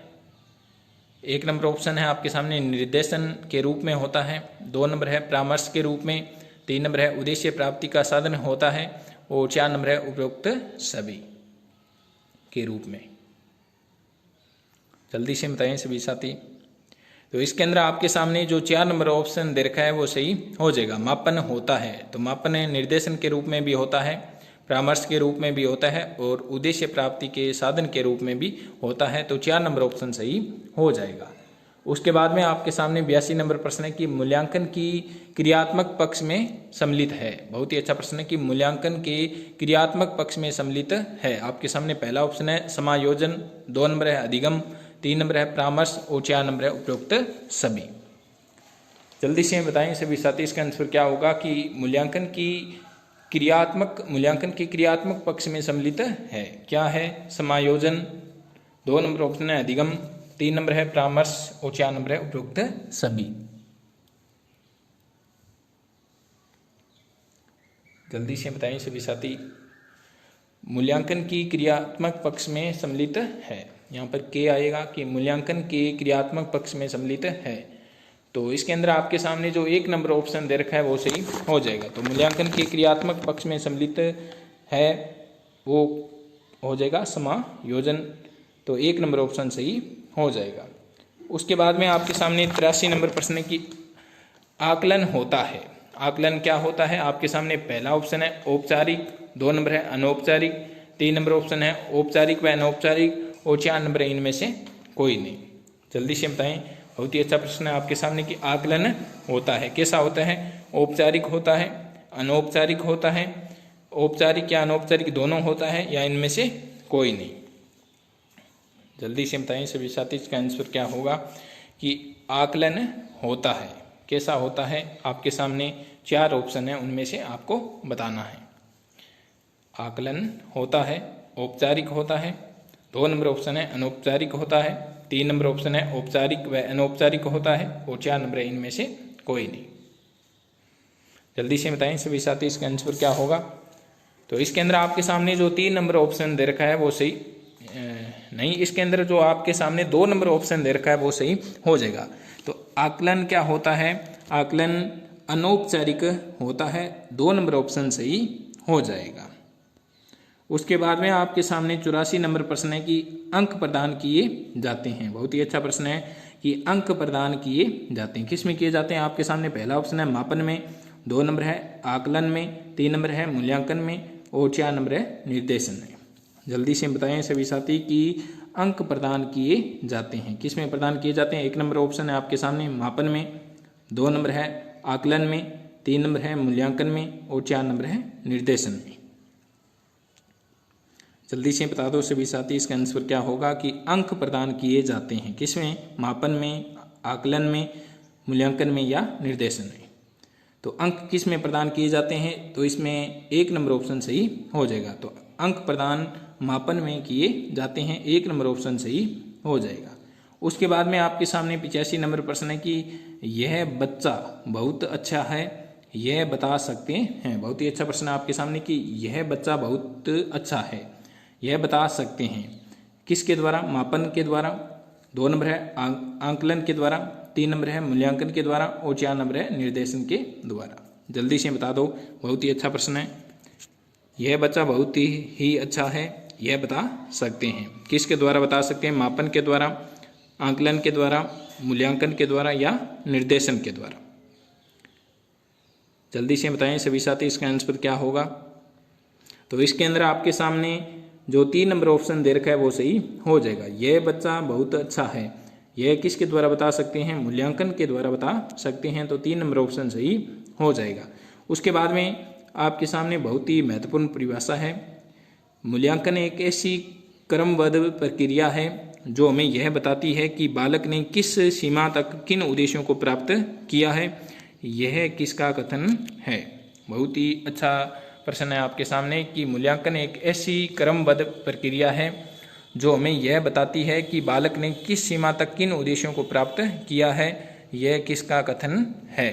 आपके सामने पहला ऑप्शन है डांडेकर का, 2 नंबर है जेम्स ली का, 3 नंबर है माइकेलिस का और 4 नंबर है राइट स्टोन का। जल्दी से बताएं सभी साथी।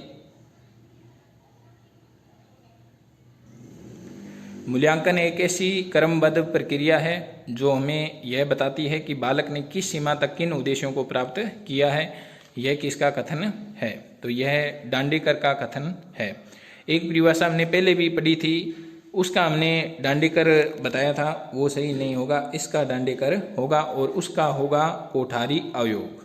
ये भी ध्यान में रखना। पहले हमने एक प्रश्न पढ़ा था, उस प्रश्न का उत्तर क्या होगा, उसके आगे वेरी इम्पोर्टेंट भी लिखा हुआ है, तो उसके अंदर कोठारी आयोग होगा और इसके अंदर क्या होगा? डांडेकर होगा। तो मूल्यांकन एक ऐसी क्रमबद्ध प्रक्रिया है जो हमें यह बताती है कि बालक ने किस सीमा तक किन उद्देश्यों को प्राप्त किया है। यह कथन किसका है? डांडेकर का है। और उसका ऑप्शन जो लिखा हुआ है उसके प्रश्न के आगे वेरी इंपॉर्टेंट, तो उसका ऑप्शन सही होगा कोठारी आयोग। ये आप कर लेना। उसके बाद में आपके सामने 87 नंबर प्रश्न है आपके सामने, किस प्रकार की मूल्यांकन पर अध्यापक की रुचि, धारण व मनोदशा का प्रभाव नहीं पड़ता है। बहुत ही अच्छा प्रश्न है आपके सामने कि किस प्रकार की मूल्यांकन पर अध्यापक की रुचि, धारण एवं मनोदशा का प्रभाव नहीं पड़ता है। आपके सामने पहला ऑप्शन है वैधता, 2 नंबर है वस्तुनिष्ठता, 3 नंबर है विश्वसनीयता और 4 नंबर है व्यापकता।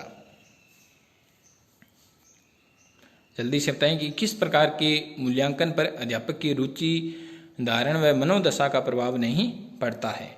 आपके सामने 4 ऑप्शन है, उनमें से बताना है।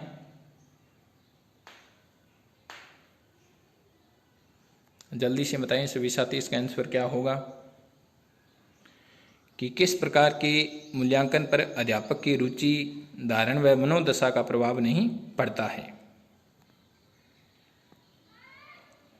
तो इसके अंदर आपके सामने जो 87 नंबर के अंदर आपके सामने जो 2 नंबर ऑप्शन दे रखा है वो सही हो जाएगा। किस प्रकार के मूल्यांकन पर अध्यापक की रुचि, धारण व मनोदशा का प्रभाव नहीं पड़ता, तो वस्तुनिष्ठता पर अध्यापक की रुचि व मनोदशा का प्रभाव नहीं पड़ता है। उसके बाद में आपके सामने 88 नंबर प्रश्न की वह मूल्यांकन जो व्यवहार में शुद्धता रखे, वह अलग अलग समय व स्थान पर काम लेने पर भी परिणाम समान आए तो कहलाएगा। बहुत ही अच्छा प्रश्न आपके सामने कि वह मूल्यांकन जो व्यवहार में शुद्धता रखे, वह अलग अलग समय व स्थान पर काम लेने पर भी परिणाम समान आए तो कहलाएगा। क्या कहलाएगा? वैधता कहलाएगा, वस्तुनिष्ठता, विश्वसनीयता या व्यापकता। क्या कहलाएगा? जल्दी से बताएं सभी साथी।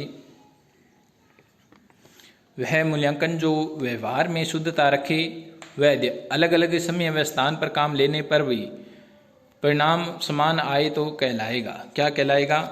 जल्दी से बता दो सभी साथी। तो इसके अंदर आपके सामने जो 3 नंबर ऑप्शन दे रखा है वो सही हो जाएगा। तो वह क्या कहलाएगा? विश्वसनीयता कहलाएगा। तो 3 नंबर ऑप्शन सही हो जाएगा। उसके बाद में आपके सामने प्रश्न है कि समाकलित मूल्यांकन होता है। बहुत ही अच्छा प्रश्न है कि समाकलित मूल्यांकन होता है क्या है? समाकलित मूल्यांकन क्या है? आपके सामने पहला ऑप्शन है छात्रों की उपलब्धि का मूल्यांकन, 2 नंबर है शिक्षकों के निष्पादन का मूल्यांकन, 3 नंबर है विद्यालय की उपलब्धियों का मूल्यांकन और 4 नंबर है उपरोक्त सभी। जल्दी से बता दो सभी साथी, इसका आंसर क्या होगा कि समाकलित मूल्यांकन क्या है?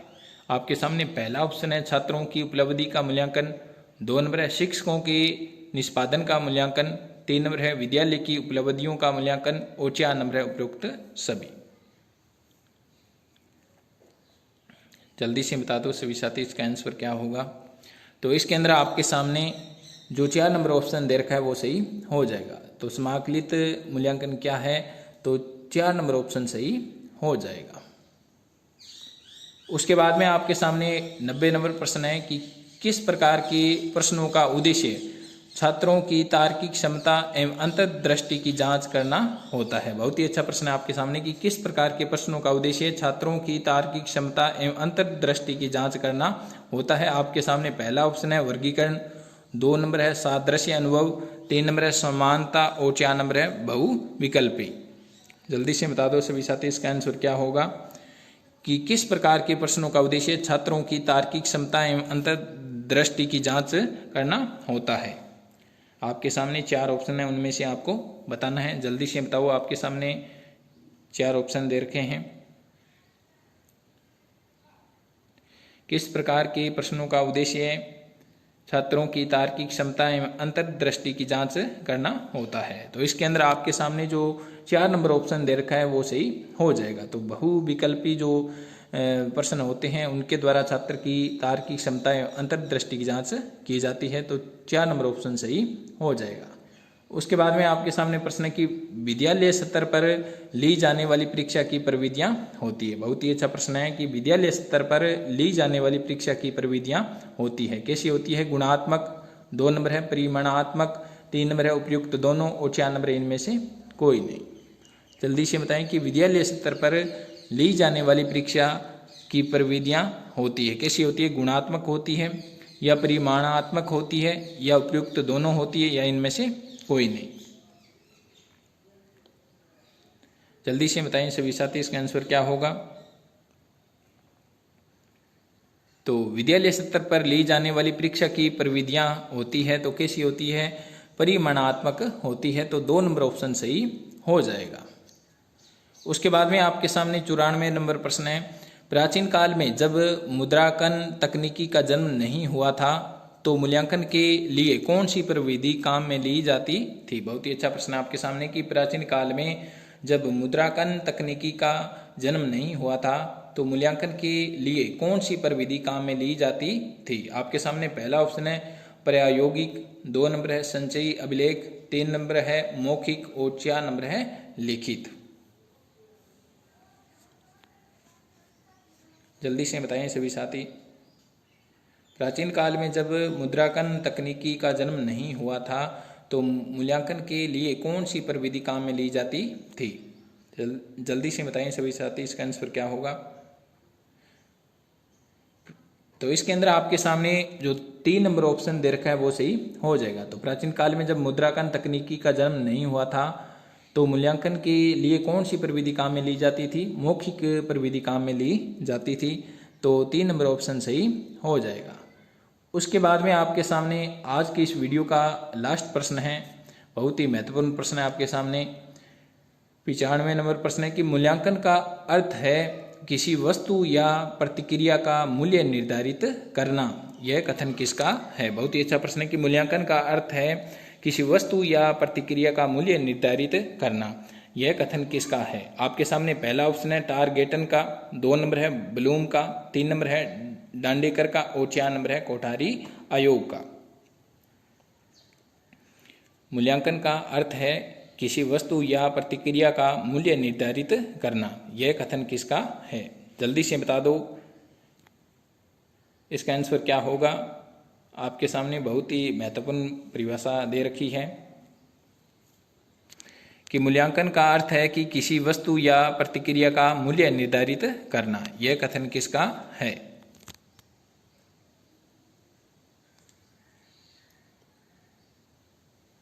जल्दी से बताइए सभी साथी कि मूल्यांकन का अर्थ है कि किसी वस्तु या प्रतिक्रिया का मूल्य निर्धारित करना।